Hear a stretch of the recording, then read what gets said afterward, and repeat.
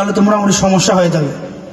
তো এটা রাসূল কারীম সাল্লাল্লাহু আলাইহি ওয়াসাল্লামকে হযরত উসামা বিন যায়েদ রাদিয়াল্লাহু আনহু ওনার মাধ্যমে বলাইছে যে এই মহিলা তো এই এলাকার সম্ভ্রান্ত পরিবারের লোক, এর হাত কাটা যাবে না।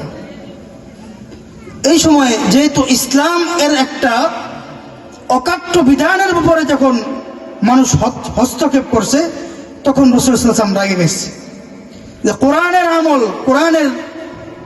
কোরআন শিক্ষা দিয়েছে যে কেউ যদি চুরি করে তার হাত কেটে দেওয়া, এটা আল্লাহ পাকের আবশ্যকীয় বিধান। এই বিধানের মধ্যে তুমি কেমনে নাক গলাইলা?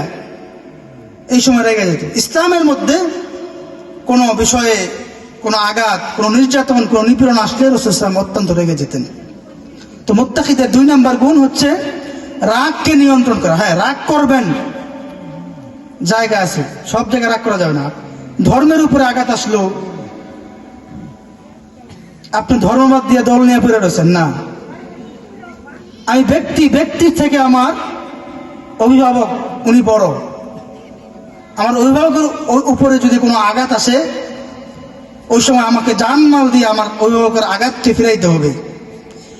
আমার অভিভাবকের চাইতে আমার নেতা বড়। অনেকে দেখবেন বাপের এগুনা নেতার সামনে।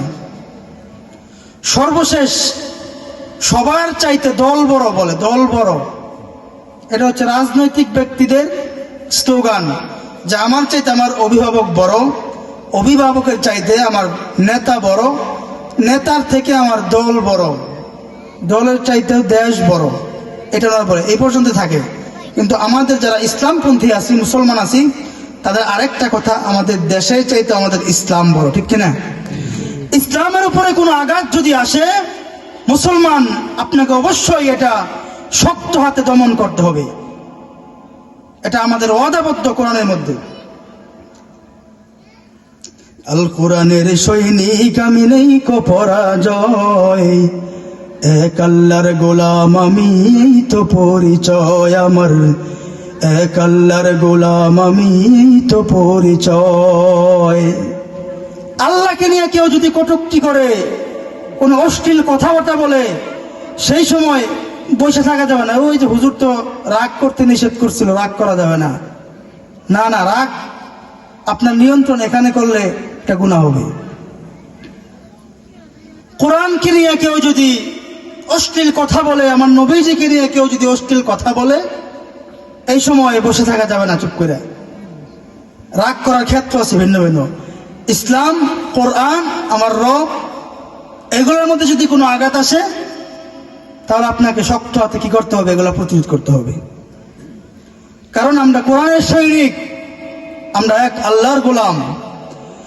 আল কোরআনের সৈনিক আমি, নেই কো পরাজয়, এক আল্লাহর গোলাম আমি, এই তো পরিচয় আমার, এই তো পরিচয়। এই পৃথিবীর সবই নকল, এই পৃথিবীর সবই নকল, আসল কিছুই নয়, এক আল্লাহর গোলাম আমি, এই তো পরিচয় আমার, এই তো পরিচয়। কোরআন হাদিস শাসনতন্ত্র, রাসূল আমার নেতা, উৎসাহ মোর চির অম্লান, ইতিহাসে বীর গাথা। কোরআন হাদিস শাসনতন্ত্র, রাসূল আমার নেতা, উৎসাহ মোর চির অম্লান, ইতিহাসে বীর গাথা।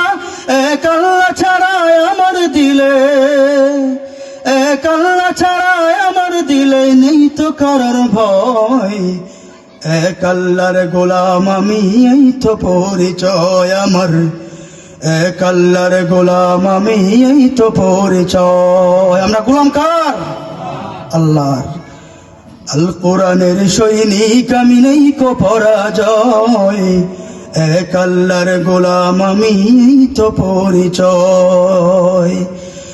এই পৃথিবীর সবই নকল, এই পৃথিবীর সবই নকল, আসল কিছুই নয়, এক আল্লাহর গোলাম আমি, এই তো পরিচয় আমার, এই তো পরিচয়। বলতেছিলাম মুত্তাকিনদের গুণ থাকতে